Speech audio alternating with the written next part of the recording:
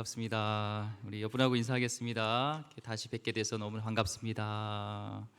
반갑습니다. 사랑합니다. 축복합니다. 오늘 귀한 찬양 감사합니다. 또 우리 은혜가 되네요. 기도하겠습니다. 하나님, 오늘도 주님께서 지켜주시니 감사합니다. 또 오늘 불러주시고 있는 곳에서 우리 주님을 예배할 수 있게 해주시니 감사합니다. 이 시간에 드리는 예배가 주님께 향하게 하여 주셨고, 주님이 기뻐 받으시는, 흠양하시는 그런 신령과 진정으로 드리는 귀한 예배가 되게 하여 주시옵소서.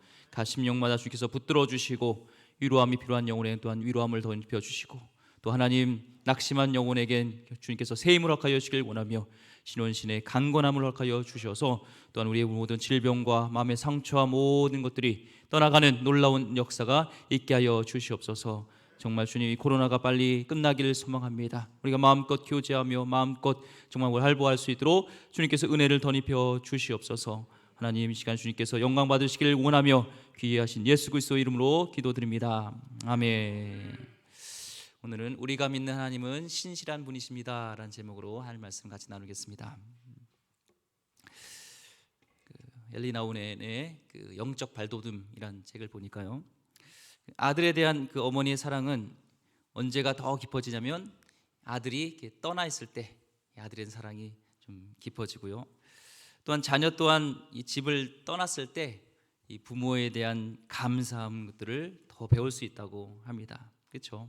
저도 군에 갔을 때, 또 유학을 떠났을 때, 그때는 몰랐는데 떠나 보니까 부모님의 사랑, 정말 부모님이 참 감사한 거구나, 세상에 이런 분이 없구나라는 것을 깨닫게 되는 것이죠. 연인들도 마찬가지입니다. 서로 오래 떨어져 있을 때 서로 새로운 것들을 발견하고 상대의 이 소중함을 다시 한번 느끼게 되는 것이죠. 하나님과의 우리의 관계도 마찬가지로 그렇습니다. 하나님과 우리의 친밀한 그런 관계는요, 하나님의 부재를 느끼는 그 체험을 통해서 더 깊은 그 성숙한 길로 가게 된다는 겁니다. 그러니까 하나님이 없는 것처럼 느껴질 때 진짜 우리의 그 믿음을 보게 된다는 것이죠. 기도해도 아무런 반응이 없는 것 같고, 기도해도 아무런 응답이 없는 그런 상황 속에서 끝까지 하나님께서 응답하실 것을 믿으며 기대하며 기다리는 것입니다. 참 쉽지는 않죠. 뭔가 기도해도 응답이 없는 것 같고, 그런 뭔가 계속된 터널 속을 지나는 것 같은 그런 속에서 우리 하나님을 믿으며 기다리는 것을 참 쉽지는 않습니다. 그런데 이 성경 속의 인물들은요, 이런 기다림의 훈련을 통과했다는 겁니다. 하나님을 믿고 기다리는 자는요, 복된 자라고 합니다. 하나님 또한 그 믿음의 훈련이 끝날 때까지 하나님도 기다리면서 인내하시는 하나님이세요. 이사야서 30장 18절 말씀에요, 이렇게 말씀하고 있습니다. 그러나 여호와께서 기다리시나니 이는 너희에게 은혜를 베풀려 하심이요 일어나시니니 이는 너희를 긍휼히 여기려 하심이라. 대저 여호와는 정의의 하나님이시라. 그를 기다리는 자마다 복이 있도다 하면서 어떤 상황 속에서도, 긴 터널 속에서도 우리 하나님을 끝까지 기다리는 자는 복이 있다고 말씀하시고, 하나님은 그 긴 터널 후에는요, 우리에게 많은 은혜를 베푸시기 위한 하나님의 놀라운 계획이 있다는 것을 믿으시기 바랍니다. 오늘 본문 창세기 21장은요, 이제 아브라함과 사라가 25년 만에 하나님께서 말씀하시고 약속하신 후에 이제 드디어 25년 만에 기다리던 지금 아들을 얻는 이야기가 나옵니다. 그때가 하나님께서 말씀하셨을 때가 아브라함이 75세, 이 사라는 65세 아들을 주실 것을 약속하셨습니다. 그런데 이제 25년이 지난 후에 이제 아브라함이 몇 세? 100세, 사라가 90세가 됐을 때 아들을 낳게 됩니다. 자, 기다리는 건 힘들어요. 그렇죠? 우리 특히 한국 사람은요, 이 기다림을 잘 못하죠. 어디 가서도 좀만 줄 서다가 좀 줄이 길면, 특히 마트에서도요, 사실 좀만 기다리면, 우리 한국은 마트가 잘 돼 있어가지고 다른 데보다 빠른 편이에요. 그런데도요, 쫙 봅니다. 제가 딱 해가지고 어디가 한 명이라도 줄은 거, 또 이 카트에 짐이 많이 실었는지 안 실었는지를 봐요. 그래서 어디 가면 제일 좋을까, 막 그런 걸 찾다가 때로는 줄을 놓칩니다. 저쪽으로 갈 걸. 저를 갔다 보면 저쪽이 더 줄인 것 같으면 저리로 가기도 하고. 그렇죠? 우리는 기다리는 것이 힘듭니다. 근데요, 이 기다림 속에는 이 열매가 있어요. 이 농부들은 기다리잖아요. 봄을 기다리고 여름을 기다리고 이 가을까지 됐을 때 그런 달콤한 이 열매를 따는 것을 보게 됩니다. 기다림의 시간이 긴 만큼 이 아브라함과 사라에게도 기쁨이 컸을까요? 안 컸을까요? 컸겠죠. 이따가 우리 말씀을 보게 되지만 고백이 나옵니다. 저도 결혼한 지 이제 한 4년 정도 됐을 때 첫째 아이를 갖게 되었어요. 또 뭐 바로 갖지 않았습니다. 바로 하나님께서 갖지 않는데요. 기쁨이 크더라고요. 바로 가졌을 때보다 더 기쁨이 컸던 것처럼 우리 성도님 중에서도요, 오랫동안 아이가 없다가 갖게 되면요, 그 감격이 얼마나 큰지 모릅니다. 저까지도 막 기뻐져요. 무슨 목사님들이 우리 아이가 이제 아이를 갖게 됐어요. 이렇게 힘들면 얼마나 기쁜지 모릅니다. 오랫동안 기다리고 인내하고 이렇게 기도했던 것이기 때문에 감격이 큽니다. 오늘 6절과 7절 보니까요, 사라가 이렇게 고백합니다. 그 감격을 이렇게 얘기하고 있는데요. 사라가 이르되 하나님이 나를 웃게 하시니 듣는 자가 다 나와 함께 웃으리로다. 또 이르되 사라가 자식들을 젖먹이겠다고 누가 아브라함에게 말하였으리요마는 아브라함의 노경에 내가 아들을 낳았도다 하니라. 이게 좀 감격적인 고백입니다. 사실 이렇게 문어처럼 되어 있지만, 와, 하나님이 나를 웃게 하셨습니다. 이 소식을 든 모든 사람들을 함께 웃게 하셨습니다. 이 사라, 내가 아이를 낳아서 정말 젖을 먹일 수 있을까? 이렇게 사람들은 얘기했지만 보세요, 이 아브라함이 불가능했잖아요. 늙었잖아요. 그런데 내가 그의 아들을 낳았어요. 이렇게 감격의 지금 고백이 오늘 6절, 7절 말씀입니다. 우리는요, 이 성경을 통해서 하나님의 정보가 나오면 잘 알 필요가 있습니다. 우리 신앙생활 하는데 하나님을 아는 것과 모르는 것은요, 하늘과 땅과 차이예요. 하나님을 알아야 됩니다. 영생도요, 결국에 하나님을 아는 거예요. 요한복음 17장 3절 말씀에 우리 영생은 곧 유일하신 참 하나님과 그가 보내신 자 예수 그리스도를 아는 것이니라. 그래서 우리 하나님을, 예수님을 전 모르는데요, 영생은 얻었어요? 말이 안 됩니다. 우리 하나님을, 예수 그리스도를 아는 것이 바로 우리의 영원한 생명이라고 말씀하고 있는데요, 이것을 알다는요, 이 기노스코예요. 이 성경에는 우리는 그냥 알다 하면 알다지만 성경에는 기노스코, 호이다라는 두 개의 단어가 있습니다. 호이다는 내가 지식적으로 아는 겁니다. 지식적으로 내가 만나보지 않지만 문 대통령을 안다든지 뭐 누구 손흥민 선수를 안다든지 그건 내가 아는 거예요. 그냥 지식으로 네이버 검색을 통해서 아는 것. 하지만 내가 와이프를 안다, 이 아는 건요, 친밀함 속에서 같이 생활하면서 같이 잠을 자면서 이 모든 것들을 이 통통한 전인격적 안이 바로 이 기노스코라는 것인 것처럼 우리가 하나님을, 예수님을 아는 것이 그냥 머리로 아는 것이 아니라 전인격적으로 알길 원하는 것이죠. 사실 이 신앙생활은요, 지정의의 이 합일체입니다. 지적으로는 하나님을 알게 되는 것이죠. 우리 설교를 통해서, 말씀을 통하여서, 기도를 통해서, 체험을 통해서 우리 하나님을 알게 되는 거예요. 근데 그 알므로 끝나면 안 돼요. 정이 필요합니다. 정은 마음속으로 이제 그 하나님을 안 정보를 통해서 하나님을 깊이 사랑하는 겁니다. 하나님을 깊이 사랑하는 거예요. 우리가 정보를 통해서 하나님이 이런 신실한 하나님, 하나님이 이런 구원의 하나님, 독생자 예수까지 주신 정말 그 하나님이라는 것이 이제 알아졌을 때 이제 하나님을 내가 신뢰하고 믿고 사랑하는 거죠. 그때 나의 의지를 통하여서, 결단을 통하여서 삶의 열매로 나타나는 것입니다. 우리 성경을 통해서 우리가 묵상할 때 이렇게 밑줄을 보세요. 하나님에 대한 부분, 깨닫는 부분이 있으면 밑줄을 주세요. 하나님이 이런 분이었네. 하나님이 이런 분이셨구나. 내가 몰랐던 분이었구나. 알더라도 이렇게 밑줄 그면서 하나님을 알아가시길 바랍니다. 오늘 말씀을 통해서 깨닫는 하나님이 있습니다. 그 하나님은 어떤 하나님이냐면 1절과 2절 말씀 한번 보겠습니다. 1절과 2절. 여호와께서 말씀하신 대로 사라를 돌보셨고 여호와께서 말씀하신 대로 사라에게 행하셨으므로 사라가 임신하고 하나님이 말씀하신 시기가 되어 노년의 아브라함에게 아들을 낳으니. 짧은 두 절입니다. 근데 여기에 말씀이란 단어가 3번 나와요. 여호와께서 말씀하신 대로, 여호와께서 말씀하신 대로, 하나님이 말씀하신 시기가 되어. 하나님 말씀하고 돌보시고, 말씀으로 여기서 돌보셨다는 것은 그레이셔스, 자비롭게 은혜롭게 하셨고, 또 약속하신 대로 그 시기가 되어서 한치의 오차도 없이 말씀대로 행하셨다는 거예요. 오늘 말씀을 통해서 우리가 깨닫는 하나님은요, 말씀대로 행하시는 분이구나라는 겁니다. 우리 하나님은 말씀대로 행하시는 분입니다. 하나님은 시건치 않으십니다. 민수기 23장 19절 말씀에 하나님은 사람이 아니시니 거짓말을 하지 않으시고 인생이 아니시니 후회가 없으시도되 어찌 그 말씀하신 바를 행하지 않으시며 하신 말씀을 실행하지 않으시랴. 우리 하나님은 말씀하신 대로 이루신 분입니다. 우리가 이 성경을 읽으면서 우리가 아멘하면서 우리 받드는 것은요, 우리가 실천하는 것은 우리 하나님은 그 말씀대로 행하시는 거예요. 약속하신 것을 우리가 믿고 나갈 때 하나님은 거짓말하지 않습니다. 하나님 그대로 이루신 줄 믿습니다. 주님을 신뢰하라, 신뢰하는 겁니다. 주님을 사랑하라, 사랑하는 것입니다. 말씀으로 이 천지를 창조하셔서 빛이 있으라 하니까 빛이 있었고요. 하나님께서는 말씀으로 세상을 창조하셨기에 지금도 말씀으로 이 세상을 다스리고 계십니다. 하나님 백성에게 말씀으로 약속하시고 신실하게 그것들을 이루어 가신다는 거예요. 우리는 하나님 약속을 믿는 자들입니다. 우리는 다른 것들이 아니라 하나님 약속을 믿는 겁니다.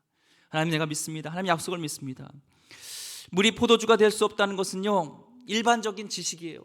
그렇죠? 물이 포도주가 될 수 없습니다. 그러나 하나님이 말씀하시면 물로 포도주를 만드실 수 있다는 것은 영적인 지식입니다. 죽은 자가 다시 살 수 없다는 것은 일반적인 우리의 지식입니다. 그러나 하나님 말씀하시면 죽은 자도 살고 병든 자도 낫는 것은 영적인 지식입니다. 우리가 하나님의 약속을 믿고 따라갈 때 하나님의 역사를 체험하게 되는 것이죠. 오늘 이 사라의 이 사건, 이 아브라함의 사건을 통해서 히브리서 기자는 어떻게 얘기를 하냐면요, 11장 11절과 12절 말씀에 믿음으로 사라 자신도 나이가 많아 단산하였으나 잉태할 수 있는 힘을 얻었으니 이는 약속하신 이를 미쁘신 줄 알았습니다. 이러므로 죽은 자와 같은 한 사람으로 말미암아 하늘의 허다한 별과 또 해변의 무수한 모래와 같이 많은 후손이 생육하였느니라. 우리 하나님이 어떤 분이신가를 알 때 그분의 말씀을 신뢰할 수 있게 되죠. 근데 사라는 지금 상황이 히브리서 말씀 보니까 단산하였다라는 거예요. 단산한 건 뭐예요? 애를 못 낳았다는 거예요. 상황적인 현실입니다.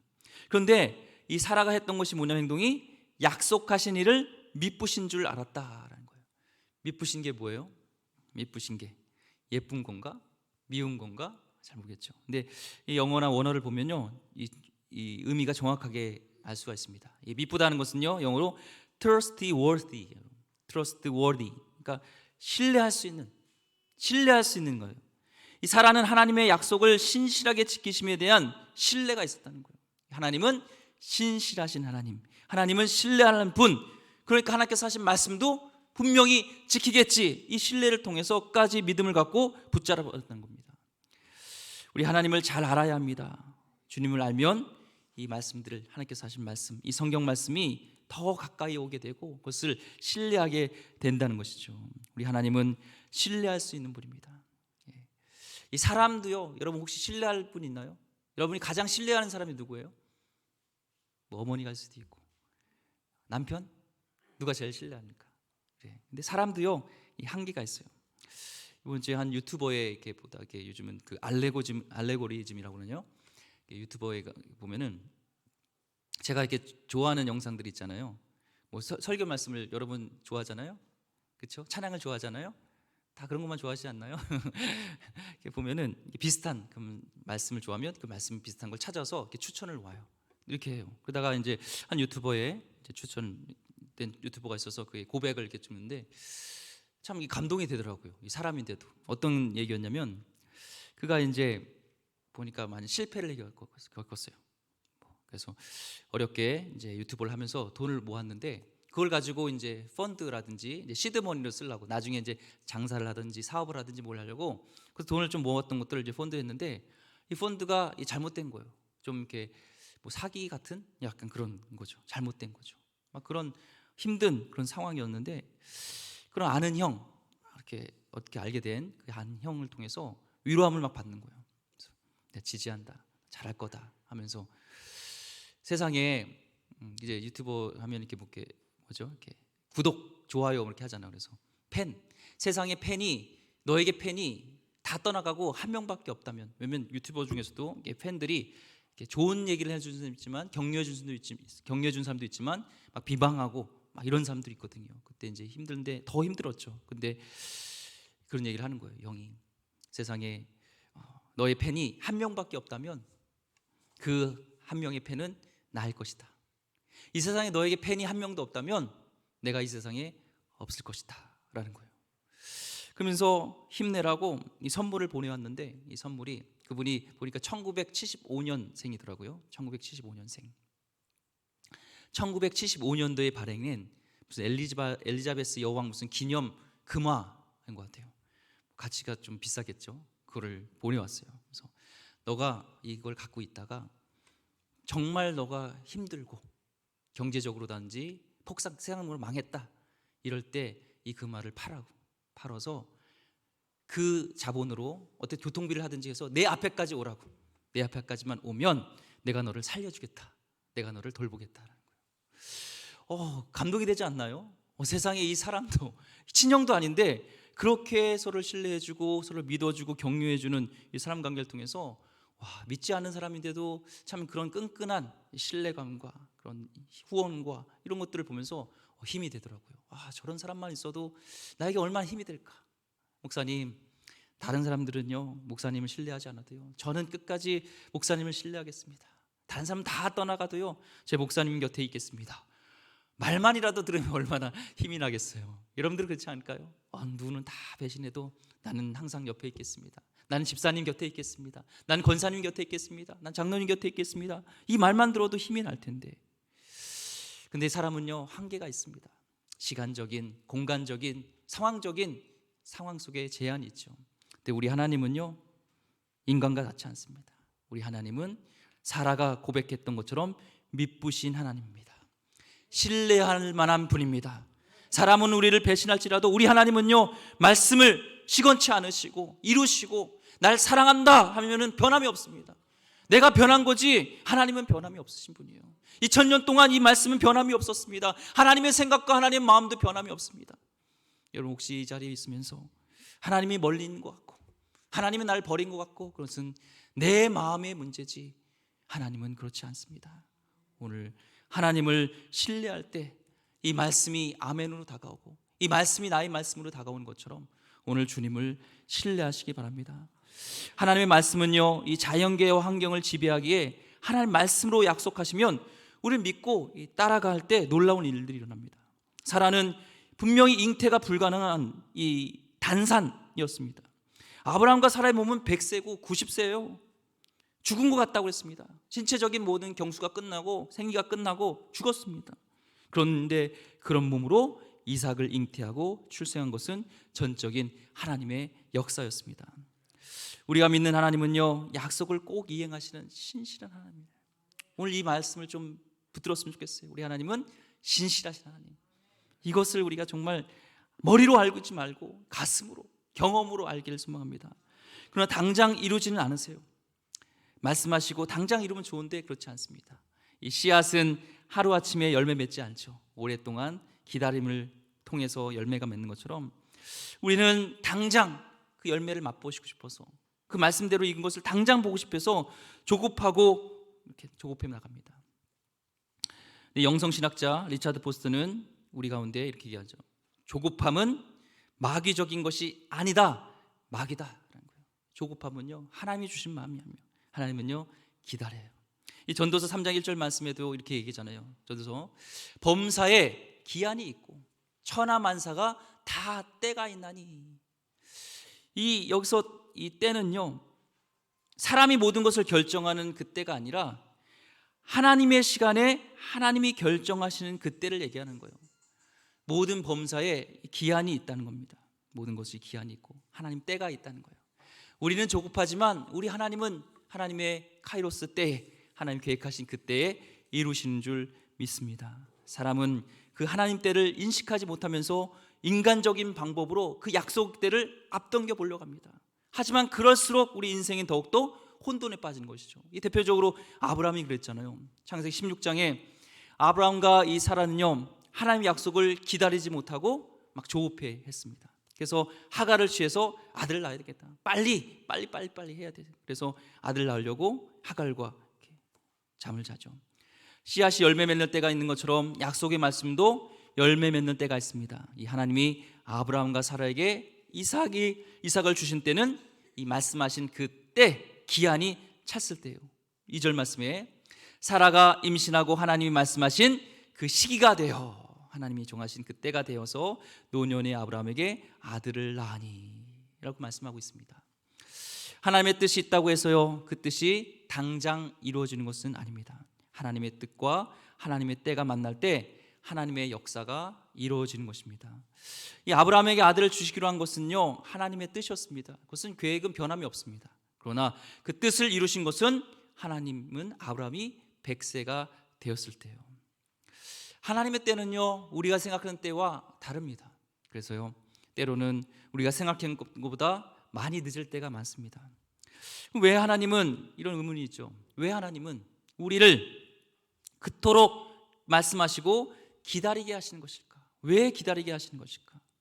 그것은요, 우리를 변화시키기 위한, 우리를 성숙시키기 위한 하나님의 계획이 있는 겁니다.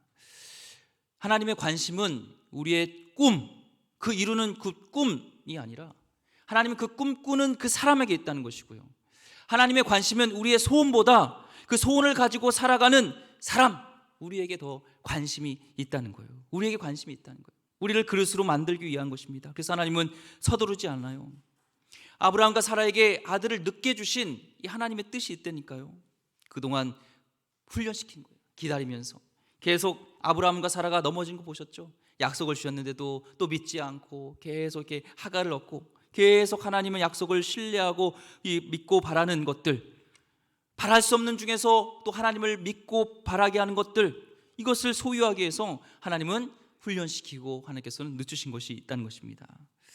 하나님 때를 육신의 방법으로 앞당길 수 없다는 사실을 이 아브라함은 배웠습니다. 그게 안 되는구나, 하나님 때가 있구나, 기도 없이 행한 일이 얼마나 무익한가를 지금 아브라함과 사라는 배웠습니다. 우리를 기다리게 하시면서 우리 하나님은 우리를 깨트려서 고운 가루로 만드십니다. 하나님이 흠양하실 수 있는, 우리 하나님께서 드리는 그런 곡물 제사처럼 하나님께서 우리를 깨트리는 거예요. 흰 가루가 돼요. 제사를 드릴 때 이 곡물로 드리는 제사는요, 소재는요, 고와져야 됩니다. 빠져야 됩니다. 내가 부서져야 됩니다. 그냥 공식대로 드릴 수 없듯이 마찬가지로 하나님의 산 제사가 드리기 위해서는, 하나님께 쓰시기엔 좋은 제물이 되기 위해서는요, 부서져야 돼요. 가루가 돼요. 기다리는 동안 하나님을 신뢰하게 되는 것이죠. 하나님께서는 다윗을요, 이스라엘 왕으로 기름 부으셨습니다. 그럼 바로 왕이 됐냐? 아니요. 그 다음부터 쫓아오는 것이 사울입니다. 사울이요, 그를 인간 다트로 해가지고 죽이려고 막 창을 던지고, 광야에서 그를 쫓아와서 다윗을 죽이려고 그렇게 10년 동안 그를 쫓아다닙니다. 엔게디 사막으로 가고 사막에서 가고 막 그래요. 하나님께서는 왜 사울을 남겨놓으셨을까? 하나님을 전적으로 신뢰하는 사람, 겸손한 사람, 하나님께서 쓰시기 위한 그릇을 만들기 위해서 하나님은 사울을 바로 없애지 않았습니다. 바로 왕으로 세우지 않았습니다. 하나님은 기다리게 하시는 거예요. 하나님, 이 일만 풀어주면 잘 될 텐데, 내 옆에 이 인간만 없으면 내가 사역을 잘할 텐데. 아니에요. 하나님은요, 그 가운데 사울을 남겨놓으신 것은 나에게 관심인 겁니다. 나에게 더 하는 생각이 있다는 겁니다. 이 예수전도단의 그 홍성건 목사님, 예전에 그 예수전도단 대표도 하셔고 그랬죠. 한국 대표. 근데 그분이 보면은 이제 열방대학이라든지 이제 그런 제자훈련, 그런 훈련에 오는 사람들 보면은 하나님이 바로 사역의 현장으로 그들을 투입하지 않는다는 거예요. 제일 먼저 가장 훈련시키는 게 보면은 관계적인 훈련이라는 거예요. 사람과의 관계, 내가 깨어져야 될 것들. 일은 잘하는데 사람과의 관계에서 상처 주고 깨어지고 갖지 못하는, 협업하지 못하는, 그리스도의 마음으로 품지 못하는 이런 곳, 이런 사람에 대해서 리더가 됐을 때 그 일을 할 때 전우의 시체를 넘고 막 나간다는 거예요. 목표 중심적으로 해가지고 사람을 죽인다는 거예요. 하나님은 그거보다, 일이 잘 되는 것보다 그 영혼에 사람의 관심이 있는데 그런다는 거예요. 그래서 보니까 하나님은 그것이 50% 정도 훈련은 사역적인 기능적인 훈련이 아니라 먼저 그런 관계를 통해서 먼저 품는, 넓게 하나님의 마음으로 품을 수 있는 그 훈련을 시킨 후에 그 다음 일적인 것들을 맡기신다는 것을 그분이 이 대표를 쓰면서 경험한 걸 얘기했습니다. 하나님은 우리 가운데 사울을 남겨놓으십니다. 하나님은 기다리게 하십니다. 왜요? 하나님만을 신뢰하기 위해서. 내 뜻대로 안 되면 막 그것을 내려놓고 잠잠해서 너는 가만히 있어 주가 하나님됨을 알지어다. 그래서 가만히 있는 훈련, 스틸, 조용히 있는 시간, 하나님을 인정하는 시간, 하나님을 나의 주인으로 모시는 시간. 항상 하나님이 왕이십니다, 하나님 나의 주인입니다 하지만 모든 일이 닥쳤을 때 막 조급해하고 내가 막 다 하려고 그러죠. 근데 하나님은 그보다 하나님께 무릎 꿇고, 하나님 어떡하죠? 이 문제를 어떻게 해야 되죠? 하나님 이 일에 있어서는 어떻게 해야 되죠? 하면서 하나님을 의뢰하고 끝까지 신뢰하기 위해서 이 아브라함과 사라를 훈련시켰던 것처럼 우리 가운데도 하나님께서 우리를 훈련시켜 주신 줄 믿습니다. 때때로요, 기다림이 끝없을 때가 있습니다. 기다리면 좋아질 줄 알았는데 도리어 현실이 더 악화될 수도 있습니다.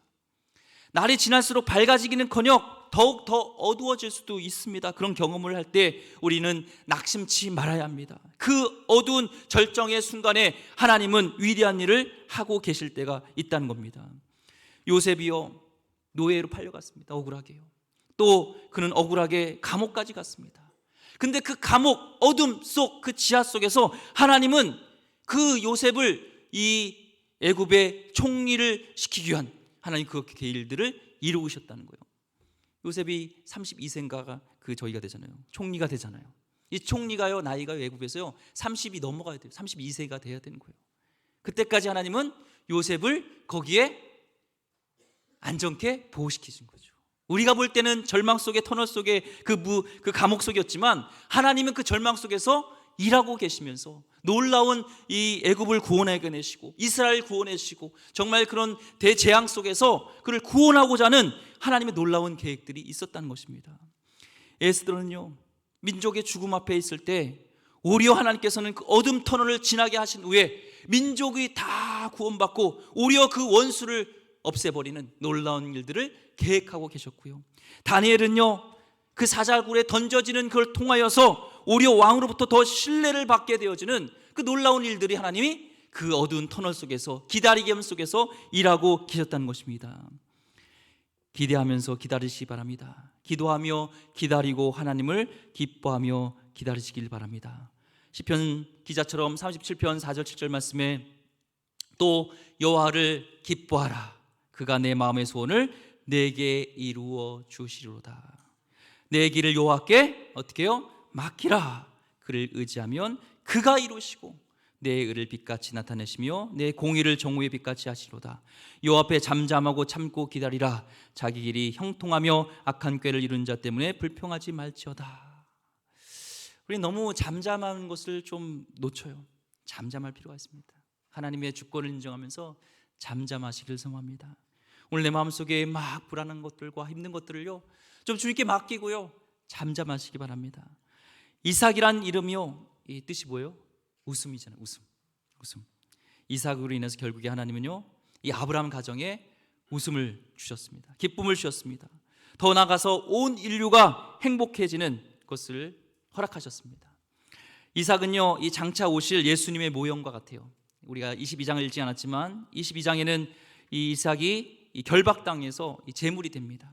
마찬가지로 어린 양으로 오실 예수님의 모형, 제물이 되어진 어린 양의 모형이 이삭입니다. 또한 이삭의 족보를 통해서 예수님이 오셨죠. 이삭은요 순종으로 이 제물되었던 것처럼 예수님께서 이 땅에 오셔서 순종하심으로 인류 구원의 길을 열어주셨습니다. 우리가 지금 이 사순절 기간을 지나고 있고요, 오늘 사순절 5번째 우리 주일을 맞이하고 있습니다.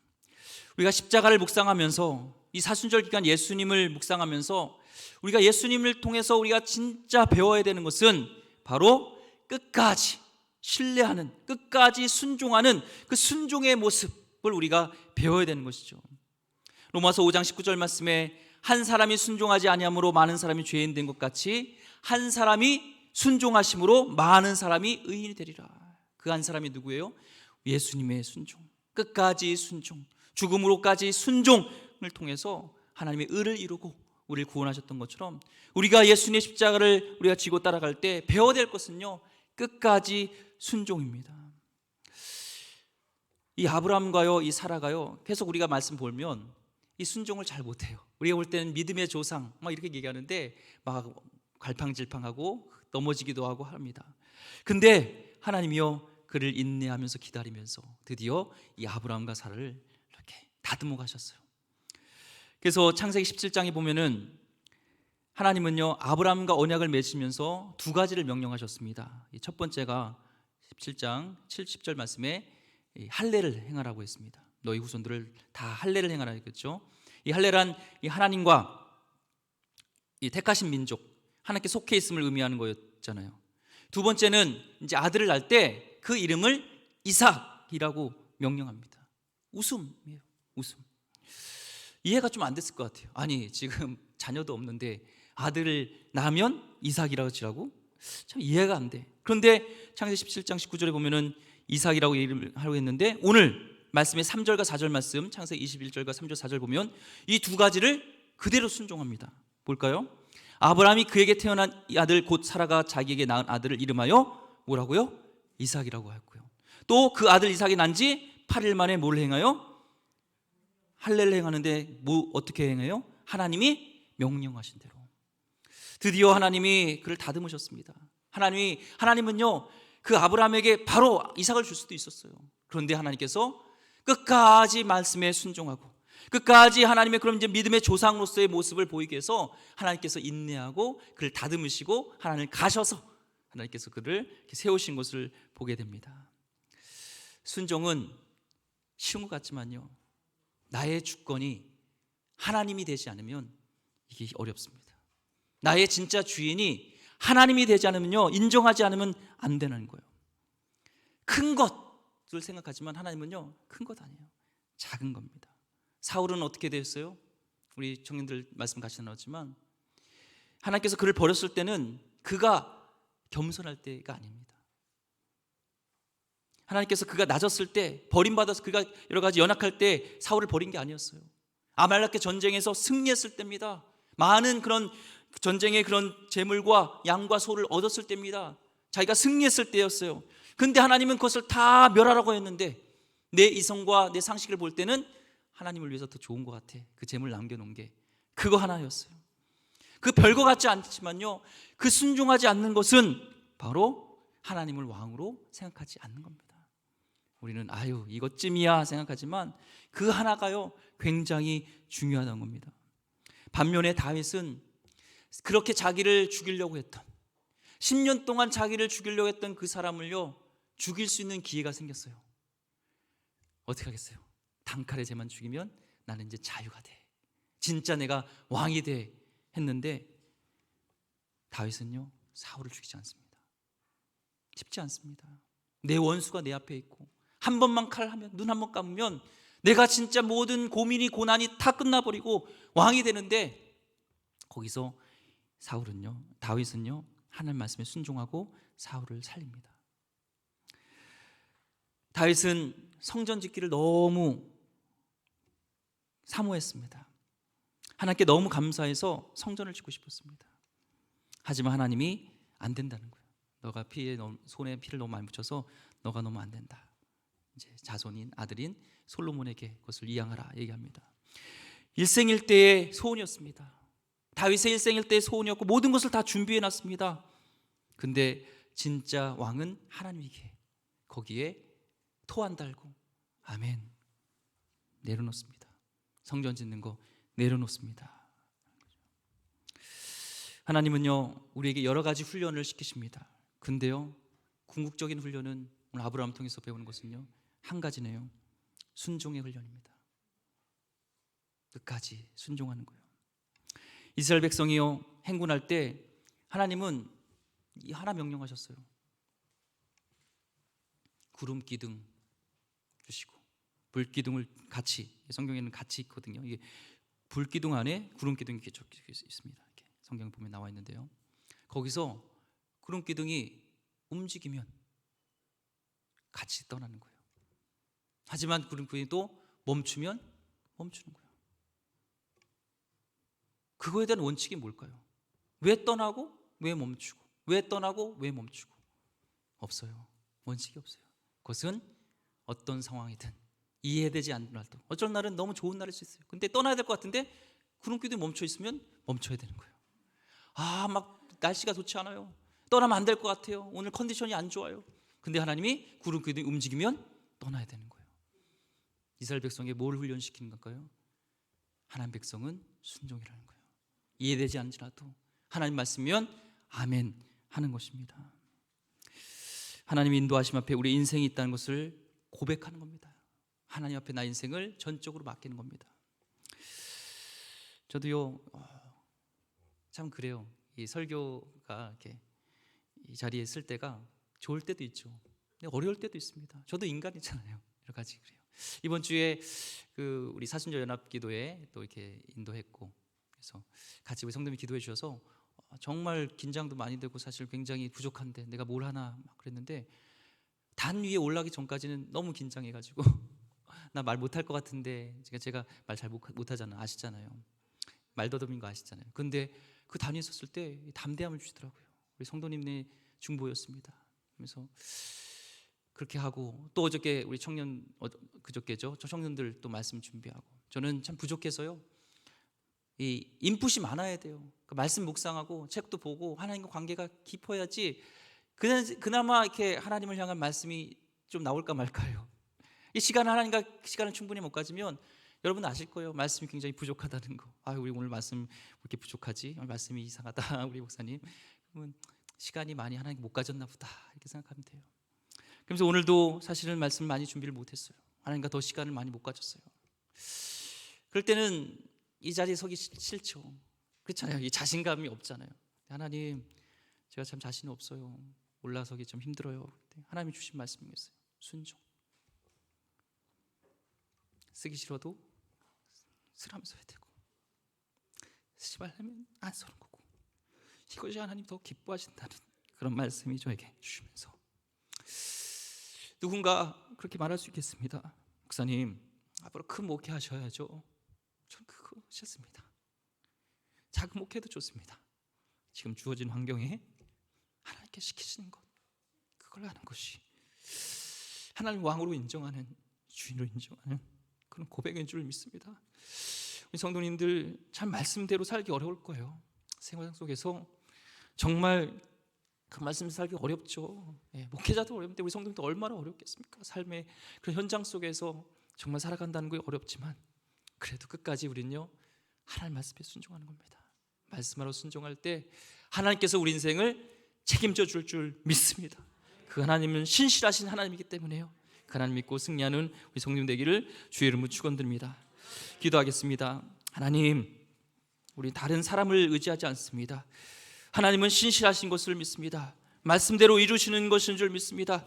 오늘 우리에게 주신 말씀대로 이루실 것을 믿으며, 오늘도 하나님 환경에 지배받지 말고 하나님을 신뢰하며 하나님 믿고 나가는 우리 성도들 되게 하여 주옵소서. 환경이 참 어렵습니다. 아멘하기 어렵습니다. 그대로 따라가기 어렵습니다. 죽을 것 같습니다. 하지만 하나님 주님을 믿습니다. 주여 함께하여 주시옵소서. 귀하신 예수 그리스도 이름으로 기도드립니다. 아멘.